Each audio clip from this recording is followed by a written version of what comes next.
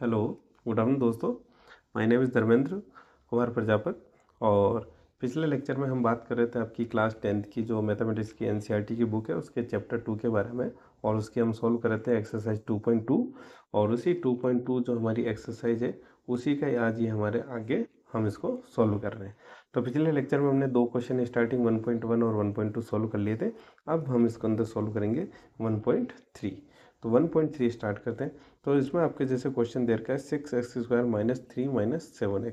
इसको मैं लिख सकता हूँ 6x² माइनस 7x माइनस 3। यानी अब मुझे इसको क्या करना है, इसके रूट फाइंड आउट करना है। यानी इसको मैंने किसके बराबर रख दूँ, 0 के बराबर, क्योंकि मुझे क्या फाइंड आउट करना है, शून्य फाइंड आउट करना है। या इसको 0 के नहीं भी रखे, विदाउट उसके भी हम सोल्व कर सकते हैं, क्योंकि लास्ट में तो हमें 0 के बराबर रखना ही पड़ेगा। तो इसको वैल्यू मैंने मुझे 7 के इस तरह से रूट करने हैं कि मल्टीप्लाई करूँ तो मैं कितना आना चाहिए 18, और जोड़ने घटाने पे कितना आना चाहिए 7। तो 6 छेतिया कितना हो गया 18। तो यहाँ पे मैं लिख सकता हूँ -9x प्लस 2x माइनस 3। इनका जोड़ कितना हो गया -7। तो यहाँ से 6 और 9 के अंदर से क्या कॉमन आ सकता है, 3 कॉमन आ सकता है। तो यहाँ से मैंने क्या कॉमन ले लिया 3x। 3x कॉमन ले लिया तो पीछे रिमेनिंग क्या बचा 2x, और माइनस यहाँ पे क्या बचा x है तो x आ गया और ये आ गया 3। इसी तरह से यहाँ 2x माइनस 3 में से मैंने 1 कॉमन ले लिया तो रिमेनिंग क्या बचा 2x माइनस 3। यानी इस इक्वेशन के रूट मेरे पास में क्या निकल के आगे 2x minus 3 multiply by 3x plus 1। यानी अगर ये वैल्यू अगर मेरी इक्वेशन को अगर मुझे शून्य फाइंड आउट करना है तो इसका मतलब क्या है, ये भी वैल्यू क्या होनी चाहिए शून्य, और ये भी वैल्यू क्या होनी चाहिए शून्य।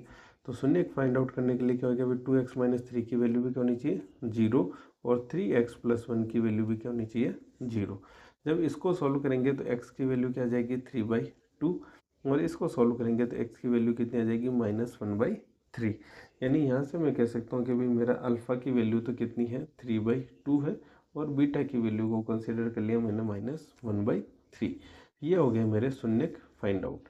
अब हम देखते हैं कि भाई जो हमारे शून्य तो हमें मिल गए, तो भाई हमारे सम ऑफ जीरोस कितने होने चाहिए। तो हम बात करते हैं सम ऑफ जीरोस की। सम ऑफ जीरो यानी कि एक तरह से हमारा अल्फ़ा प्लस बीटा है। तो अल्फ़ा प्लस बीटा की वैल्यू बात करें तो वो कितना है हमारा 3/2 माइनस 1/3। और इसी तरह से हमारे जो प्रोडक्ट ऑफ जीरो यानी शून्यकों का गुणनफल, शून्यकों का गुणनफल वो हमारा कितना है अल्फ़ा बीटा। तो अल्फ़ा बीटा हमारा कितना हो गया 3/2 मल्टीप्लाई बाई -1/3। यानी इसको क्या लिख सकता हूँ -1/2। 3 से हमारा 3 क्या हो गया कैंसिल। और इसका अगर जोड़े तो हमें कितना जाएगा, एलसीएम ले लिया मैंने 3 और 2 का 6। 2 3 जा 6, 3 3 जा 9, माइनस 3 2 जा 6, ये हो गया 3 2 6। तो ये कितना हो गया हमारा 9 माइनस 2 यानी 7/6। अब हम सॉल्व करते हैं हमारे इसको। हमने देखा था कि भाई अल्फ़ा प्लस बीटा की वैल्यू किसके बराबर होनी चाहिए मेरी -b/a के बराबर होना चाहिए। तो इस इक्वेशन के अंदर देखें तो मेरा b क्या है, b की वैल्यू -7। तो -7 डिवाइड बाई a की वैल्यू कितनी है 6। तो ये वैल्यू कितनी आ गई 7/6। ये इसके बराबर है, यानी कि हमारा ये जो हमने माना वो सही है। इसी तरह से अल्फ़ा प्लस बीटा की वैल्यू होती है c/a। सी की वैल्यू इस इक्वेशन के अंदर हमारे पास में कितनी -3। तो ये तो हो गया -3। और ए की वैल्यू हमारे पास में कितने 6। इसको सॉल्व करने पे हमारे पास में क्या आएगा -1/2। तो ये वैल्यू बराबर है और ये वैल्यू भी हमारे क्या है बराबर है। यानी जो भी हमने संबंध जो सत्यापित किए वो हमारे क्या है सही है। अब हम देखते हैं नेक्स्ट क्वेश्चन। नेक्स्ट क्वेश्चन आपका दे रखा है 4u² प्लस 8u। यानी इस इक्वेशन के अंदर अगर हम देखें तो हमारी जो कांस्टेंट टर्म है वो क्या है यहाँ पर 0 है। तो कोई बात नहीं, उससे हमारे कोई फर्क नहीं पड़ेगा। इसको मैं यहाँ पे क्या लिख सकता हूँ 4u कॉमन ले लूँ। तो यहाँ पे तो क्या बचेगा मेरा 4u, सॉरी यहाँ पे क्या बच गया u बच गया। 4u कॉमन ले लिया तो क्या बच गया u बच गया, और यहाँ पे क्या बच गया मेरा 2 बच गया, यानी u+2 इक्वल टू u+2 ये मेरा बच गया। तो यहाँ से मुझे इसके दो शून्य मिल गए। एक क्या हो गया, इसको शून्य का अगर फाइंड आउट करना है तो 4u की वैल्यू क्या होनी चाहिए 0 होनी चाहिए, और एक क्या होनी चाहिए u+2 की वैल्यू क्या होनी चाहिए 0 होनी चाहिए।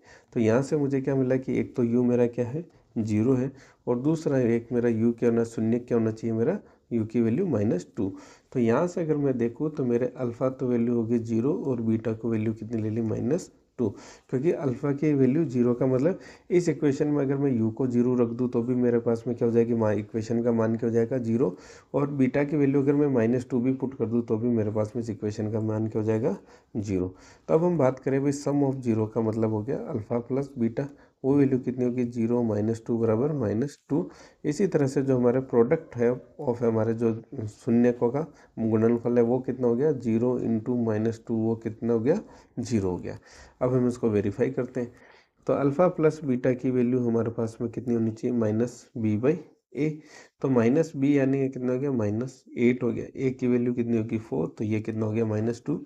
और alpha plus beta, alpha beta की वैल्यू कितनी होनी चाहिए, c/a। c यहाँ पे क्या है, 0, a हमारा कितना है, 4, तो ये वैल्यू क्या होगी, 0। अब हम सॉल्व करते हैं हमारा नेक्स्ट क्वेश्चन। नेक्स्ट क्वेश्चन आपके क्वाड्रेटिक जो द्विघात समीकरण दे रखा है वो है t² - 15। तो t² - 15 को हम किस तरह से सॉल्व कर सकते हैं, t² - 15 को हम इस तरह से लिख सकते हैं भाई √15 का स्क्वायर, यहाँ तक कोई दिक्कत नहीं। तो अब एक तरह से ये फॉर्मूला नहीं बन गया, एक तरह से a² - b², इसका फुल फॉर्म क्या होता है, इसको जब हम ओपन करते हैं क्या होता है भाई a + b multiply by a - b। तो यहाँ से इसको मैं क्या नहीं लिख नहीं सकता क्या, t + √15 मल्टीप्लाई बाई t - √15। ये एक तरह से मेरे क्या हो गया, सॉल्यूशन। अब मुझे अगर इस इक्वेशन के जीरोस फाइंड आउट करने, तो जीरोस फाइंड आउट करने का क्या मतलब हो गया, t + √15 की वैल्यू क्या होनी चाहिए, 0। इसी तरह से जो t - √15 है उसकी वैल्यू भी क्या होनी चाहिए, 0। तो जब इस इक्वेशन को सॉल्व करते हैं तो t की वैल्यू कितनी आई, -√15, और इस t की वैल्यू यहाँ पे वैल्यू कितनी है, √15। तो यानी इस इक्वेशन के लिए हमारे शून्य अल्फा क्या हो गया, -√15, और बीटा हमारा कितना हो गया, √+15। अब हम इसको क्या करते हैं, वेरीफाई करते हैं। तो अगर हम बात करें भाई अल्फ़ा प्लस बीटा यानी हमारे जो शून्यक है उनका जोड़ कितना हो गया, -√15 + √15, यानी कि वैल्यू क्या हो गई, 0 हो गई। इसी तरह से अगर प्रोडक्ट की बात करें अल्फ़ा बीटा की, तो -√15 इंटू +√15 यानी कितना हो गया, -15 हो गया। अब हम इसको वेरीफाई करते हैं। वेरीफाई होता है कि भाई हमारा अल्फ़ा प्लस बीटा हमारे किसके बराबर होना चाहिए, -b/a के बराबर।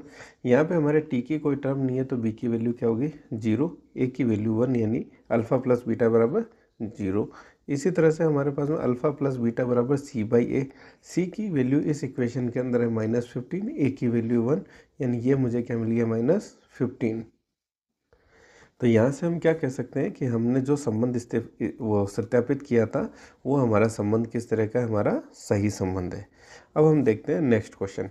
नेक्स्ट क्वेश्चन 1.6 है आपके कि 3x² - x - 4, यानी इनका मल्टीप्लिकेशन कितना है, 12, और उनका जो सम और डिवीजन में हमारे सम और सब्ट्रैक्शन में हमारे जो है कैसे आना चाहिए, x की वैल्यू आनी चाहिए। तो इसको इस तरह से लिख सकता हूँ मैं, 3x² - 4x + 3 -4, -4x + 3 की वैल्यू कितनी आ जाएगी, -x, और इन दोनों का मल्टीपल किसके बराबर होता है, 12 के बराबर होता है। तो हम इसको सॉल्व करते हैं। फर्स्ट टू टर्म में से हम क्या कॉमन ले सकते हैं, x कॉमन ले सकते हैं। तो यहाँ तो क्या बच गया 3x, और उसमें क्या बच गया 4। इन दोनों टर्म में हम क्या कॉमन ले सकते हैं, +1 कॉमन ले सकते हैं। तो इसको क्या लिख सकता हूँ मैं, 3x - 4। तो यानी मेरे पास में ये इक्वेशन क्या होगी, 3x - 4 मल्टीप्लाई बाई x + 1। अगर इस इक्वेशन के मुझे शून्यांक फाइंड आउट करने, तो शून्यांक फाइंड आउट करने का क्या मतलब है कि 3x - 4 की वैल्यू क्या होनी चाहिए, 0, तो भी इस इक्वेशन की वैल्यू 0 हो जाएगी। और x + 1 की वैल्यू क्या हो, 0, तो भी इस इक्वेशन की वैल्यू क्या हो जाएगी, 0। तो यहाँ से मुझे x की वैल्यू कितनी मिलती है, 4/3, और यहाँ से मुझे x की वैल्यू मिल जाती है -1। यानी कि मैं मान लूँ कि अल्फ़ा मेरा है 4/3 और बीटा को मान लिया मैंने -1। ये मेरे क्या हो गए, इस इक्वेशन के शून्यांक हो गए। अब हम इसका संबंध को जो क्या करते हैं, वेरीफाई करते हैं। तो हमारे हिसाब से अल्फ़ा प्लस बीटा की वैल्यू कितनी होगी, 4/3 - 1, यानी ये वैल्यू कितनी होगी, 4 - 3 / 3 = 1/3। इसी तरह से अगर अल्फ़ा इंटू बीटा की बात करें तो क्या हो जाएगा, 4/3 इंटू -1, यानी -4/3। अब हम देखते हैं कि हमें पता है कि भाई अल्फ़ा प्लस बीटा की वैल्यू क्वाड्रेटिक इक्वेशन के लिए कितनी होती है, -b/a। b की वैल्यू यहाँ पे है -1,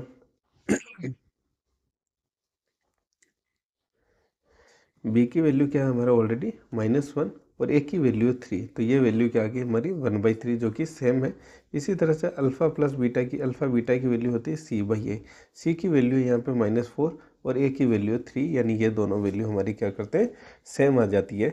इसका मतलब है कि हमने जो भी संबंध स्पेसिफाई किया था शून्यांक और गुणांकों के बीच में, वो हमारा क्या है, सही है। अभी हमारा सेकंड क्वेश्चन है कि भाई एक द्विघात बहुपद हमें क्या करना है, ज्ञात करना है। यानी द्विघात बहुपद हमें दिया हुआ नहीं है, हमें जो है ज्ञात करना है। और हमें दे क्या रखा है, जिसके शून्यांकों का योग दे रखा है, यानी अल्फा प्लस बीटा दे रखा है, और उनका जो गुणनफल है वो हमें दे रखा है। और इन दोनों की हेल्प से हमें क्या फाइंड आउट करना है, हमें क्वाड्रेटिक इक्वेशन फाइंड आउट करनी है। तो जैसे कि हमें एक तरह से दे दिया कि भाई जैसे ये अल्फ़ा दे दिया हमें 1/4 और बीटा को हमने मान लिया यहाँ पे -1। तो हम जानते हैं कि भाई अल्फ़ा प्लस बीटा की वैल्यू किसके बराबर होती है, -b/a के बराबर। तो अल्फ़ा प्लस बीटा यहाँ पे कितना हो गया, -b/a, और अल्फ़ा बीटा बराबर हमारे किसके बराबर होता है, c/a के बराबर। इसकी हेल्प से हमें क्या करना है, क्वाड्रेटिक इक्वेशन जो होती है ax² + bx + c की वैल्यू जो है फाइंड आउट करनी है। तो ये क्वेश्चन हम सॉल्व करेंगे हमारे नेक्स्ट क्लास के अंदर, ताकि हमारा वीडियो ज़्यादा लंबा ना हो। अगर आपको कंटेंट पसंद आए तो प्लीज़ चैनल को लाइक शेयर एंड सब्सक्राइब जरूर कीजिएगा। Thank you.